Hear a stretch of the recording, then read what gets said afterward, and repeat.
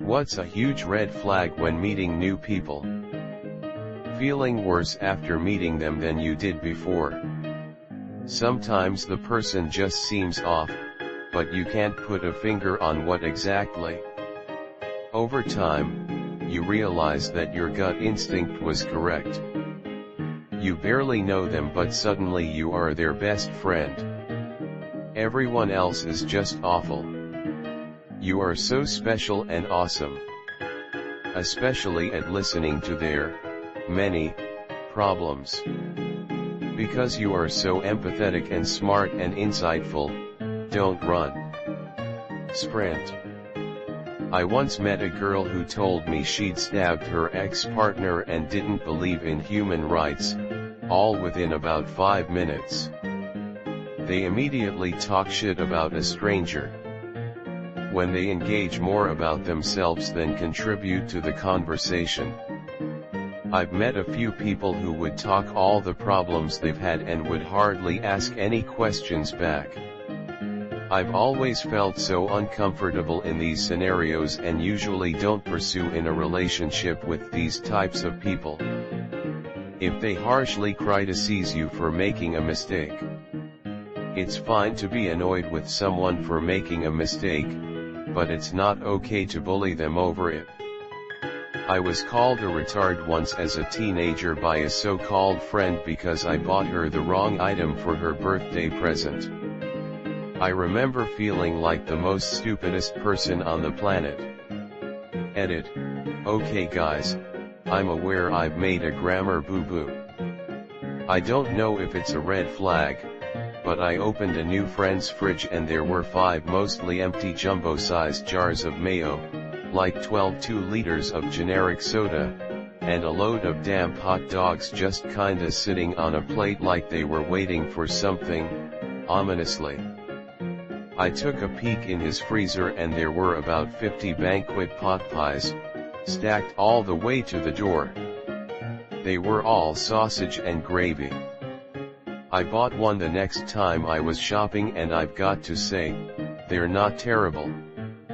Anyway, I'll update you guys if I get slathered in mayo and murdered. I met a guy in the US earlier this year and, after hello, he literally said I'm a venture capitalist and I just made $10 million from a company that Google bought out. He then started banging on about Google basically giving them money to go away. To be honest, I sympathized with Google. Caveat, it might have been Facebook or Microsoft. I stopped listening pretty quickly. They keep interrupting or continue to use a shortened version of my name after specifically telling them not to. Knew a guy with a tattoo that read "fuck you, pay me," that's a little off-putting. Work with a guy that has "stay down" tattooed across his knuckles. Just awful people. More specific to dating, but if someone always plays the victim in their other relationships, e.g. calling all their exes crazy. If they describe 1 to 2 people, okay, maybe they had bad taste or got unlucky. If everyone they dated was crazy, then they should probably look in the mirror. On a related note, I always watch out for people who introduce others badly. If the first thing you say about people is "OMG, this person looks funny" or "they're a bitch," I'm going to wonder how they'll think and talk about me to others. If they make plans with you and they cancel later because they got a better offer. They always forget their wallet. If they start talking about their MLM, multi-level marketing, scheme. They see you as a prospect, not a friend. When a guy has absolutely nothing to say other than overly romantic/sexual stuff, or your possible future together, right after meeting. It's creepy and you don't even get to know each other better cause there's no conversation happening. Doesn't listen, always talking about himself. Anybody that agrees with me outright on anything we talk about. It's boring and probably fake. I mean, there's no way you also believe that Suzuki is always out if Chukra BC he masturbates too much. A huge red flag is usually a sign of communism. They volley their work jargon to you as a power move. This is a long story, so here's a summary of red flags. Internet stalker came to my country, only wanted to meet in weird places that are obviously not right to capable people. Whether it be he wanted to meet in a parking lot at 7 p.m. or come to a family bonfire night, a UK family holiday, to meet for the first time. He got furious when I put him off even though we never actually arranged plans at all. So to me they were red flags. Good question. As a red flag happened to me. I have a friend from Belgium, he's in the UK where I live. We hardly text or communicate, so I can say confidently that I don't know him enough. I don't know why he's in the UK, for family. For a holiday? When I asked, he says he will be here as long as he wants, which isn't how a plane ticket works, but okay. He said we should meet. I felt uneasy about it but thought why not. Anyway, college started getting busy. I had to be home early to get my revision done. I had out of college hour activists or promises to friends, therapy meetings, etc. I had a hectic past few weeks. Then bonfire night came up, a holiday in the UK. This is when the red flags started to show. I posted on my story on Snapchat the fireworks, me and my nieces etc. enjoying the bonfire show. He then proceeds to message, hey, can I come up? This is obviously a family thing, and the first circumstance we meet wouldn't be in a family event. How weird. At this point I think maybe he has some mental issues, as in the past he's come off that way, but I carry on saying maybe we can meet. The next few days he gets closer and closer to me on the Snapchat map. This is important for later, he always has his location on. I'm back at college, cool, my break's over. He starts messaging me midway through college saying, I don't know where to park, is there any free parking around?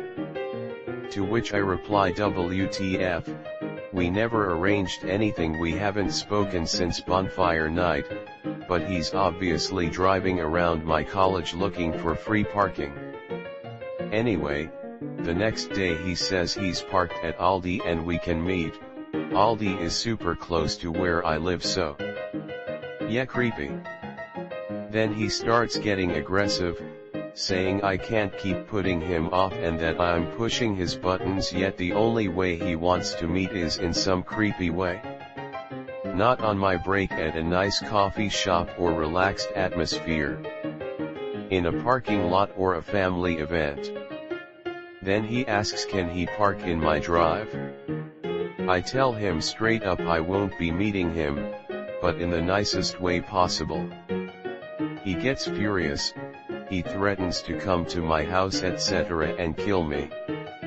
Then his Snapchat location turns off, which he never does.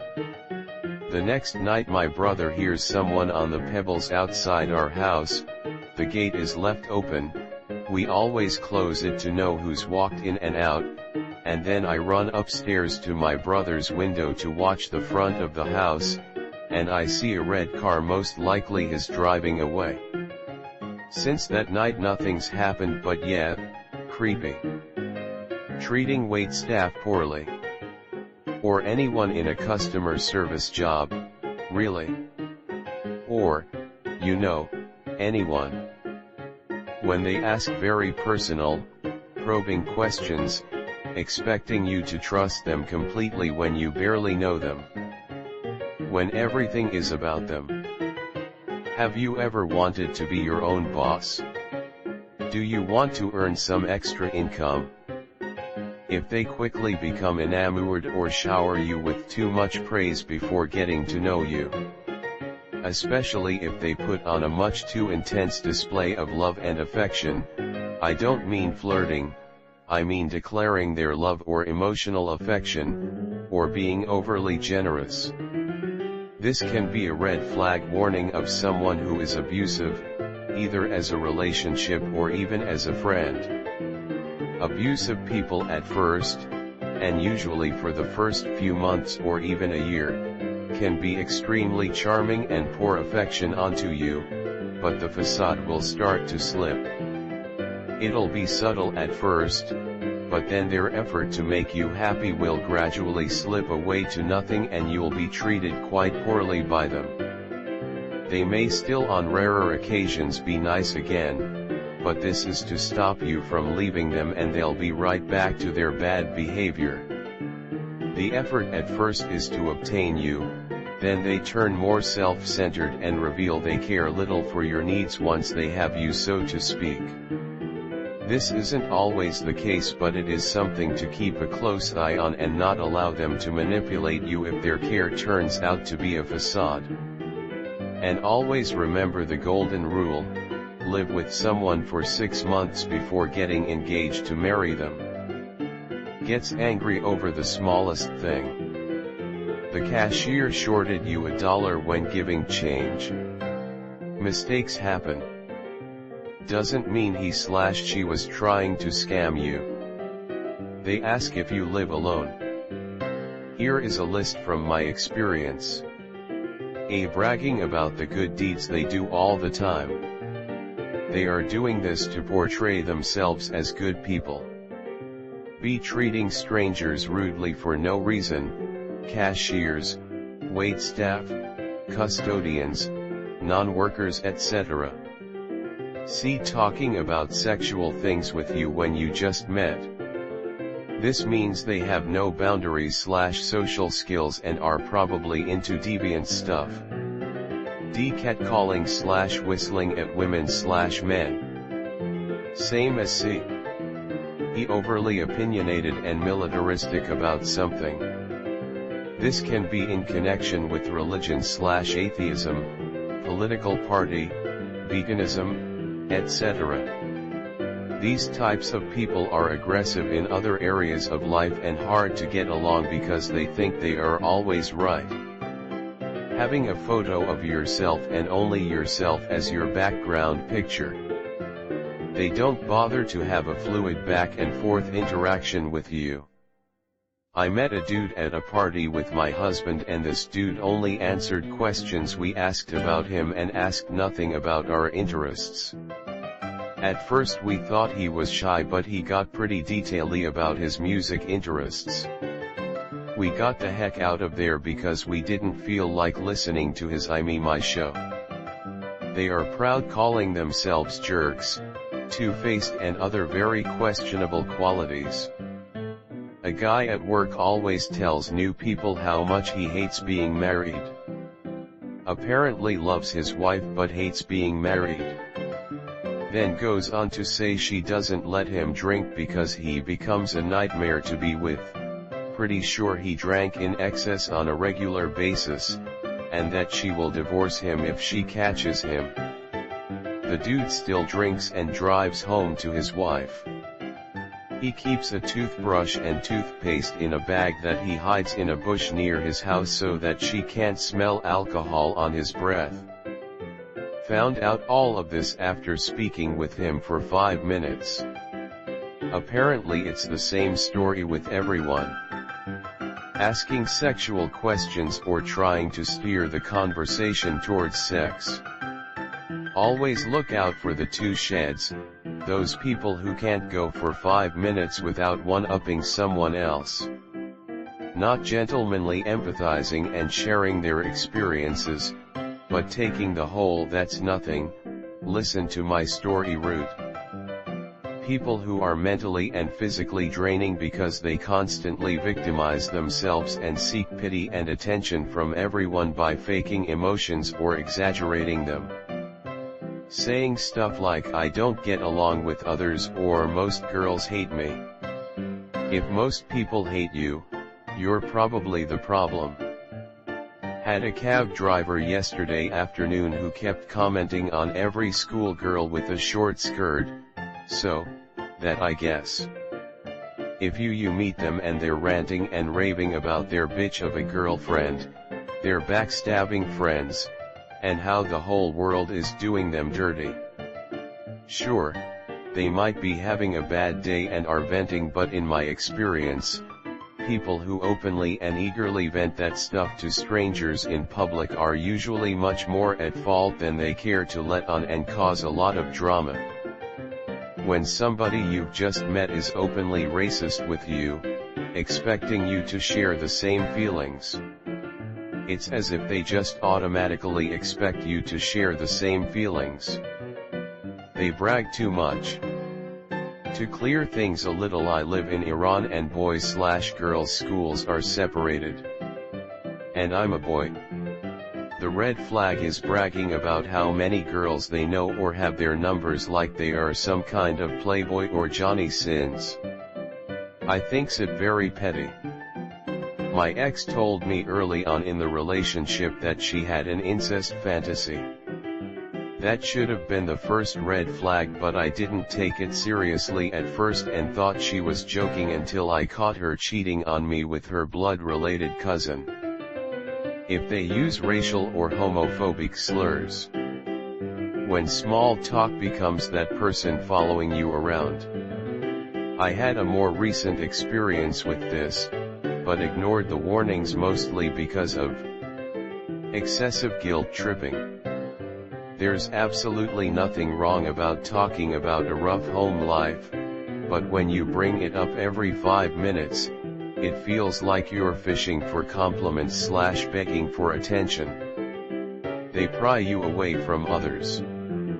I ran into my GF at a cross-country meet and couldn't maintain a conversation for more than 5 minutes without this person finding a way to get me to leave her. I don't care what you have to do. Stay away from these people. When they immediately ask themselves over to my place. I'm not attractive, so I usually assume they want to rob me or add on to their skin suit. Being generally discourteous and dismissive of people. Good people are typically nice and courteous almost all of the time. If someone is discourteous, especially on their first impression, they're probably a self-centered dickhead.